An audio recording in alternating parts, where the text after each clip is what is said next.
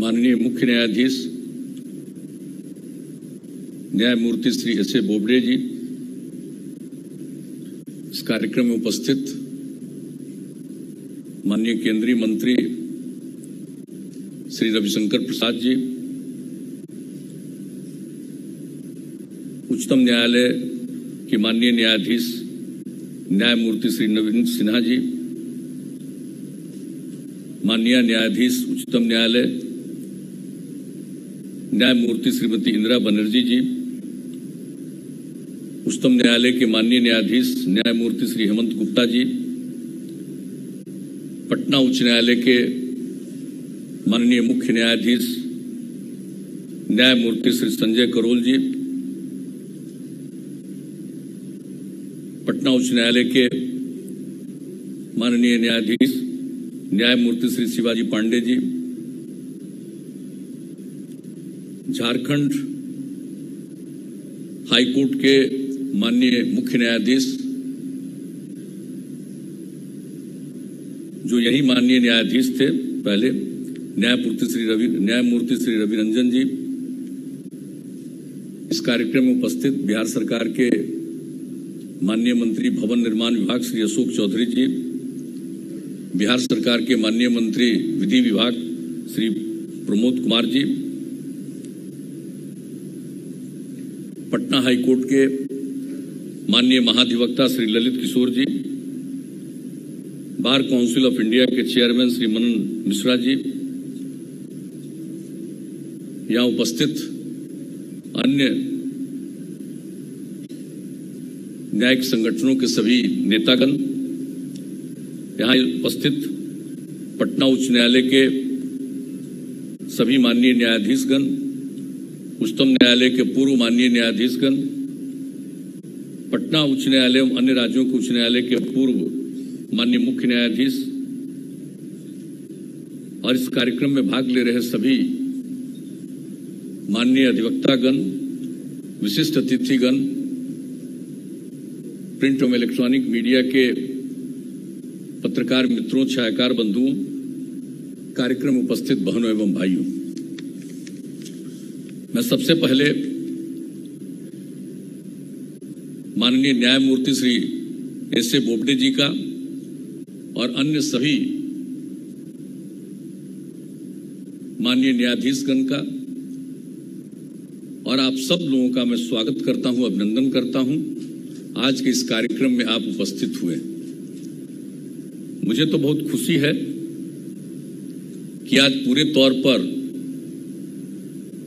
जो पटना उच्च न्यायालय के शताब्दी भवन बनाने का निर्णय हुआ और इस कार्यक्रम का शिलान्यास भी 4 फरवरी 2014 को हुआ था। उस दिन बसंत पंचमी का दिन था और जब शिलान्यास का कार्यक्रम हुआ था उसमें भी मुझको आने का मौका मिला था और आज जब ये भवन निर्मित हो गया है, आज उसका उद्घाटन हो गया है, उस अवसर पर भी मुझको शामिल होने का मौका मिला है। मुझे बड़ी खुशी हो रही है। और पहले तो हम लोगों ने जो सोचा था उस समय जो 2014 में हुआ तो हम लोग तो सोच रहे थे कि 100 साल पूरा होगा। 2016 में तो उस समय ही बन जाएगा, लेकिन कई प्रकार की बातें आती रही। दिन भर अगर काम हो तो फिर जुडिशियरी को समस्या थी, तो कई तरह की ऐसी बातें और हमारे जितने यहाँ के माननीय मुख्य न्यायाधीश, अन्य न्यायाधीशगण सब देखते रहे इन सब चीजों को और इसके बारे में बहुत सारी चीजों का इसमें सुधार करवाया और उसके चलते जो भी लगा, हालांकि अगर ये जो कोरोना का दौर नहीं होता पिछले वर्ष तो ये पिछले ही वर्ष इसका विधिवत उद्घाटन हो गया होता, लेकिन आज ही हुआ है। और अभी तो बताया गया है सब लोगों ने यहाँ के बारे में और इसको पुराने भवन के अनुरूप बनाया गया है, विस्तारित भवन को भी। और इस काम का, इस परियोजना का पूरी लागत हुई है 203 करोड़ 94 लाख रुपया और शताब्दी भवन के 2 खंड जिसमें 5 तल हैं और शताब्दी भवन के दोनों खंड नए पुराने भवन कनेक्टिंग ब्रिज से जुड़े हुए और आप सब लोगों ने इसके पहले भी बता दिया कि इसमें न्यायालय कक्षों की संख्या 43, माननीय न्यायाधीशों की कक्षों की संख्या 57, उच्च न्यायालय में बैठकों के लिए 6 कमेटी रूम, 90 व्यक्तियों के बैठने के लिए एक कॉन्फ्रेंस रूम का निर्माण किया गया है। माननीय न्यायाधीशों के लिए एक लाउंज और पुस्तकालय का भी निर्माण किया गया है। और जो नवनिर्मित शताब्दी भवन है, इसमें 129 गाड़ियों के पार्किंग की भी व्यवस्था की गई। अब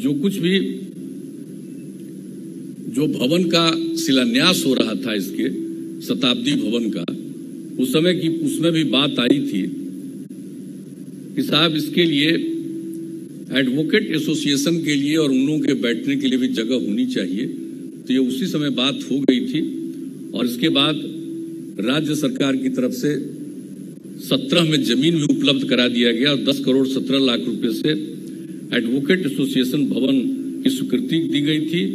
और यह भी खुशी की बात है कि उसका भी निर्माण हो गया और उसका भी कार्यारंभ हो गया। जहां तक मुझे ध्यान में है, याद है, रविशंकर जी उस कार्यक्रम में भी आए थे।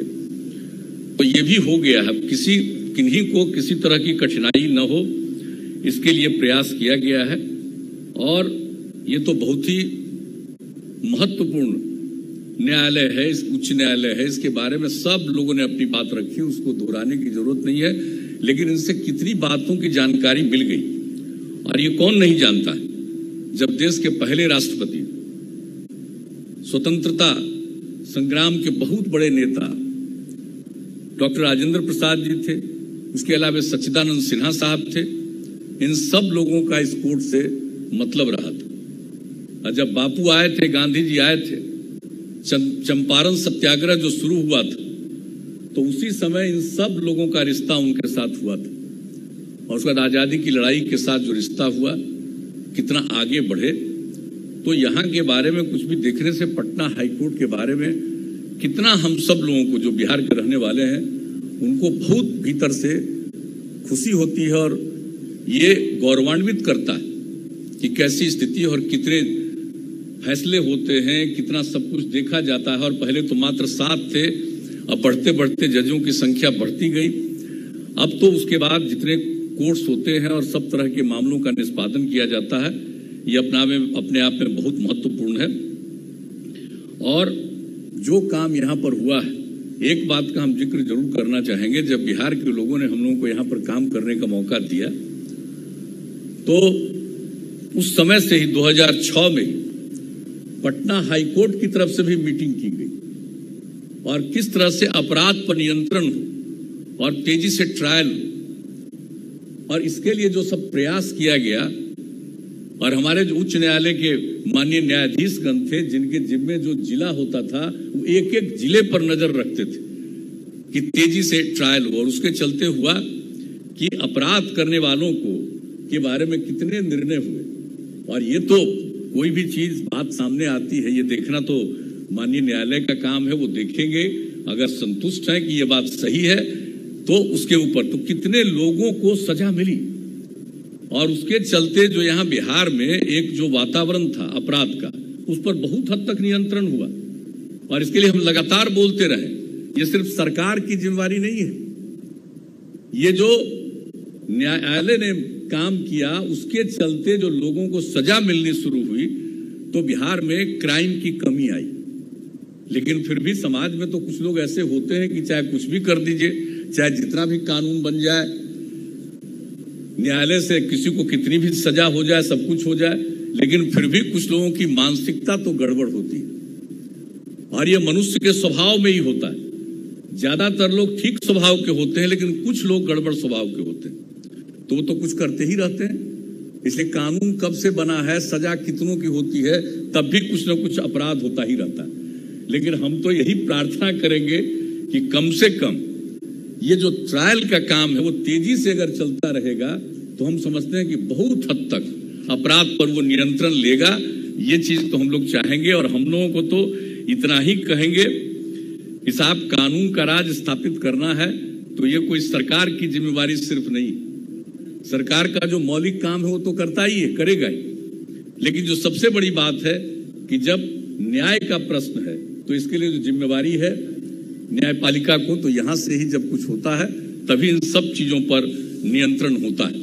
तो मेरे हिसाब से जो काम हो रहा है हमको लग रहा है कि पूरे तौर पर सब कुछ है। और एक बात हम कह देना चाहते हैं, अभी हमारे माननीय मुख्य न्यायाधीश महोदय ने भी कहा, पटना उच्च न्यायालय ने, हम लोगों के पास जो भी प्रस्ताव आता है हम लोग उसको स्वीकार करते हैं और आगे भी आपको वचन देते हैं, जब तक हम हैं काम करते हैं, हम लोग काम कर रहे हैं, तब तक हम आपको इतना वादा करते हैं कि और भी जहां जो कुछ भी जरूरत है न्यायपालिका के लिए, जिस स्तर पर भी न्यायपालिका के लिए जरूरत है, और जो भी उसके लिए ज्यादा से ज्यादा नियुक्ति का मामला हो या भवनों के निर्माण का मामला हो, जो भी आप लोगों की तरफ से प्रस्ताव होगा, आप लोगों की तरफ से बात आएगी, हम लोग उसको तत्काल स्वीकार करके इस काम को प्राथमिकता देंगे और इस काम को हम लोग करते रहेंगे, क्योंकि न्यायपालिका सबसे जरूरी चीज है, सिर्फ सरकार की बात नहीं है। इसलिए सब लोगों को मिलकर के ये सब चीजों को जो काम करना है, तो आप सब लोगों को मालूम है कि साहब विधायिका तो कानून बना सकता है, जो कार्यपालिका यानी सरकार की जो जिम्मेवारी है वो अपना काम करती है, लेकिन जो सबसे बड़ी भूमिका है संविधान के मुताबिक वो न्यायपालिका की भूमिका है। किसी गलत आदमी को कोई तंग नहीं कर सकता है और गड़बड़ करने वाला आदमी बच भी नहीं सकता है। इसलिए कोई मामूली चीज थोड़ी है, इससे बड़ा न्याय और क्या हो सकता है, यही तो है।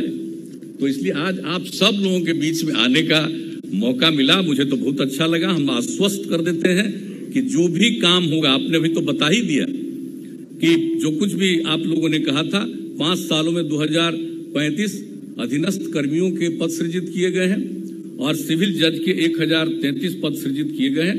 आप आगे और जो समझिएगा, और बिहार की तो भाई आबादी बहुत, प्रजनन दर भी बहुत, तो इसको देखते हुए सीमा तो कभी बढ़ने वाली नहीं है, लेकिन आबादी इतनी ज्यादा है और इधर उधर कुछ भी होता है, आप और जितना चाहेंगे न्यायपालिका के लिए, हम लोग अपनी तरफ से उसके लिए आपका जो भी प्रस्ताव आएगा, मैं दूसरी बार भी कहता हूं, वचन देता हूं कि हम लोग एक एक चीज को स्वीकार करेंगे ताकि लोगों को न्याय मिले। हम यही आपको कह देना चाहते हैं। और सब लोगों को, जो इतने लोग आए हैं, आज जो शताब्दी भवन का उद्घाटन हो रहा है और कितना सुंदर भवन बन गया है, सब आप लोग इसकी प्रशंसा कर रहे हैं। सिर्फ आपको संक्षेप में हम बता देना चाहते हैं कि जब भी काम करने का मौका मिला है, हम लोगों ने हर क्षेत्र में काम किया है, चाहे सड़क का मामला हो, चाहे शिक्षा का मामला हो, स्वास्थ्य का मामला हो, किसी भी चीज में, भवन निर्माण का मामला हो, सब कुछ हो। और माननीय उच्चतम न्यायालय के मुख्य न्यायाधीश महोदय यहाँ पर आए हुए हैं। अगर आपको कभी और समय मिलेगा तो हम तो चाहते हैं यहाँ का कुछ खास चीज आपको हम लोग दिखा देना चाहते हैं कि कभी देख लीजिएगा कि क्या क्या काम यहाँ पर हम लोगों ने करवाया है। और पूरे तौर पर आप समझ लीजिए कि यहाँ पर जो बना है सम्राट अशोक कन्वेंशन केंद्र, अब जो सम्राट अशोक कन्वेंशन केंद्र है उसमें क्या है, पहले ज्ञान भवन बनाया, फिर बापू सभागार बनाया और तीसरे खंड में सभ्यता द्वार। आप उसको देखिए कितना सुंदर है, किस तरह की बिल्डिंग बनी है। और इसमें एफिल टावर में लगे स्टील की मात्रा जितनी उपयोग की गई है वो सबसे ज्यादा है।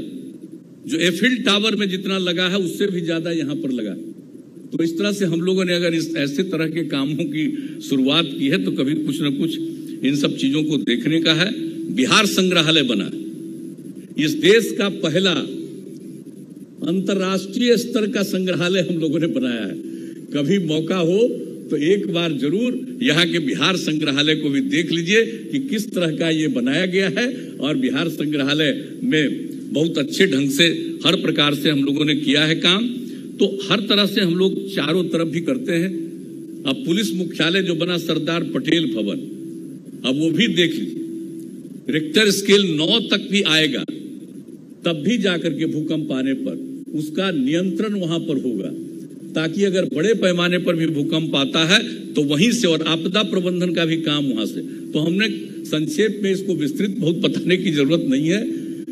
हम सब लोग चाहते हैं कि हमारे माननीय न्यायपूर्ति बोबडे साहब आए हुए हैं, उनकी बात हम लोग सुने, ये खुशी की बात है और हम सब लोगों के लिए ये बहुत ही प्रसन्नता की बात है।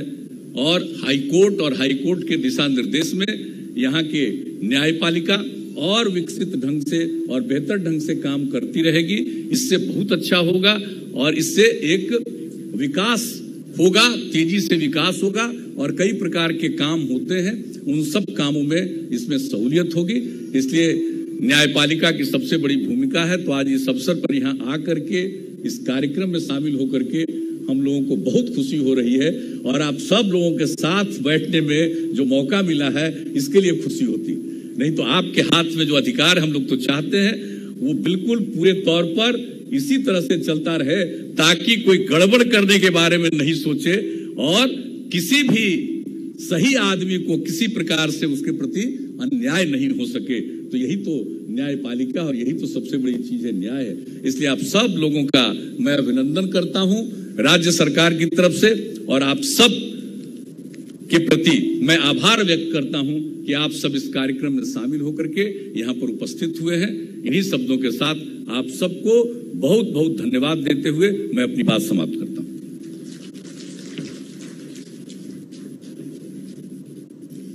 Thank you, sir, for your most kind words.